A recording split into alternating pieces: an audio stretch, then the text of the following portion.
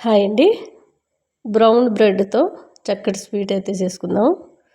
పిల్లలైన పెద్దలైన ఇష్టంగా తింటారు. మనకి ఐస్ క్రీమ్ లాగా అనిపిస్తుంది. బ్రెడ్ అయితే నేను ఒక 6 పీసుల వరకు తీసుకున్నాను. స్టవ్ పైన ఒక గ్లాస్ పాలు పోసి వేడి చేస్తున్నాను. మనకు చేయడం ఈజీ. ఈ ఎండలకి చక్కగా ఐస్ క్రీమ్ లాగా అనిపిస్తుంది. చక్కగా తినేయచ్చు.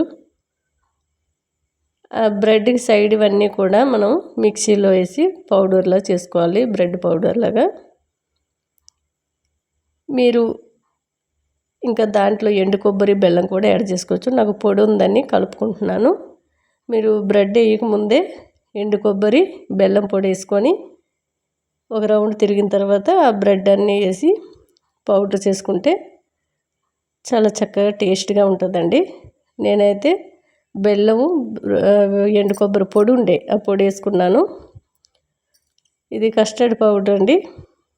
ఒక 2 స్పూన్ల వరకు తీసుకున్నాను. మీరు పాలు కానీ వాటర్ కానీ పోసి ఇలా కలుపుకోండి. నేను వాటర్ పోసుకున్నాను. వేడి పాలు మరిగాయండి. దాంట్లో షుగర్ మీరు ఎంత స్వీట్ తినాలనుకుంటే అంత షుగర్ వేసుకోండి. నేను కొద్దిగా షుగర్ వేసాను.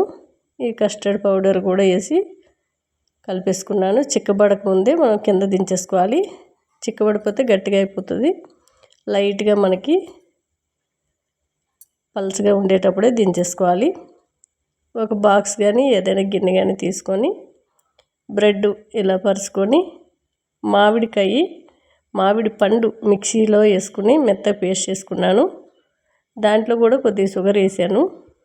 అది వేసుకుంటూ ఈ మిల్క్ వేసుకుంటూ ఆ బ్రెడ్ పౌడర్ కూడా పైన చల్లుకుంటూ ఇలా అన్ని లేయర్ లాగా వేసుకుంటూ మనం ఫ్రిడ్జ్లో ఒక 20-30 నిమిషాలు పెట్టినట్లయితే చక్కగా ఐస్ క్రీమ్ లాగా అనిపిస్తుంది. పిల్లలు అయితే చాలా ఇష్టపడతారండి. టేస్ట్ కూడా చాలా చాలా బాగుంది.